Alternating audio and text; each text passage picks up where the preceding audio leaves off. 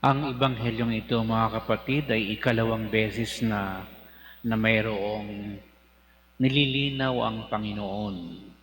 Una, nung hinahanap ni Maria at ng mga kamag-anak ni Jesus, si Jesus na sabing nababaliw na, may nagsabi sa Panginoon, "Nandyan po sa labas ang inyong ina at mga kapatid."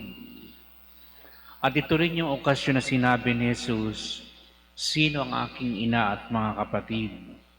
Ang aking ina at mga kapatid ay yung nakikinig sa salita ng Diyos at tumutupad nito. Ito rin ang tema ng Ebanghelyo ngayon. Isang babae ang biglang sumigaw sa labas na nagsabi, "Napakapalad naman ang ina ni Jesus na nagpasuso at nagpalaki sa kanya, nagdala sa kanyang sinapupunan." Muli, binigyan din ni Jesus na ang pinakamapalad na tao ay yung totoong nakikinig at tumutupad ng salita ng Diyos. Ito rin, mga kapatid, ang halagang batayan ng ating pananampalataya. Dahil sa ating panahon, napakaraming tinig nating napapakinggan. Una, yung sarili mong tinig, yung gusto mo sa iyong buhay. Marami kang gustong ma-achieve, pero ito nga ba talaga ang tinig ng Diyos? Ito ba'y salita ng Diyos para sa iyo?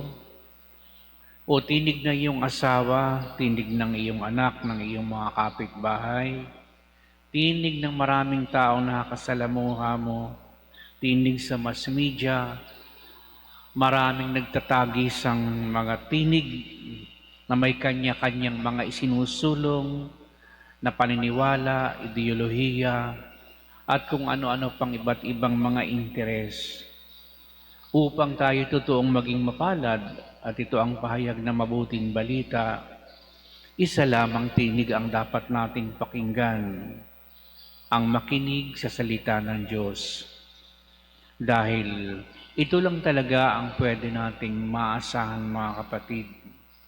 Galang tinig ng tao kapag sa tao lang nanggaling, ito karaniwan ay hindi natutupad sa dami ng mga manluloko sa panahon natin. Ginagamit nila ang mga kanilang mga tinig upang makapanlinlang ng kapwa-tao. Pero kailan ba na tayo nilinlang ng tinig ni Jesucristo? Dahil tinutupad niya naman ang kanyang salita sa atin, provided na talaga tayo nakikinig. Kapag sinabi natin sa isang tao, "Sinabi mo yan, panghahawakan ko ang iyong salita." Ibig sabihin, mapaninindigan ang salitang ito at ito'y gagawin niya. Ganon ang Diyos sa atin, mga kapatid.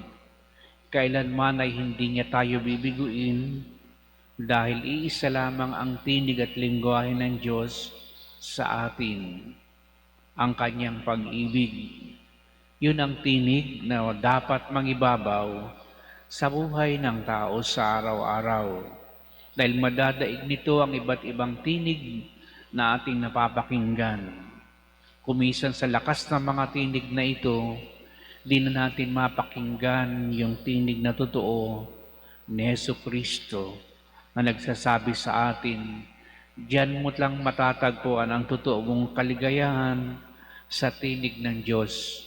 Huwag ka na maghanap ng iba't ibang mga tinig upang iyong pangatawanan dahil wala kang masyadong mapapala dyan.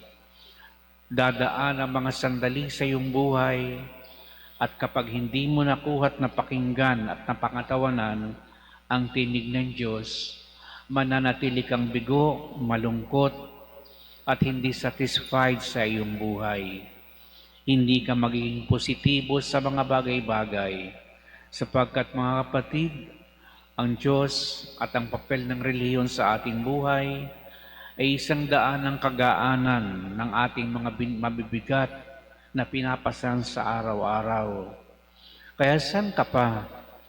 Saan ba natin pwedeng hanapin ang magpapagaan, magpapaginhawa, at magpapayapa ng ating kumisang mga nagpupuyos ng mga damdamin at mga pangarap? Ito'y kukunin natin at tuhugutin lamang sa salita ng Diyos at hingin nating matupad ang salitang ito. Kaya sa isang banda, mga kapatid, lahat ng nagaganap sa atin sa araw-araw, masama man o mabuti, ito ay pangungusap ng Diyos. Nangungusap ang Diyos sa mga kasaysayang pinapasok natin sa araw-araw. At kung iba't ibang tinig ang ating pakikinggan, siguradong tayo maliligaw. Pero kung sa kabila ng mga tinig na ito'y hahanapin natin ang totoong tinig ng Diyos at panghahawakan ito, hindi tayo maliligaw dahil tayo parang nakasandal sa matibay na pader. Hindi mabubuwag dahil Diyos ang gumagalaw at ang kanyang Espiritu ang nagbibigay tibay. Kaya ito ang mabuting balita sa umagang ito, mga kapatid. Panghawakan natin palagi ang salita ng Diyos upang totoong tayo maging mapalad, hindi lamang dito sa lupa, kundi sa hinihintay nating buhay na pang magpakailanman. Amen.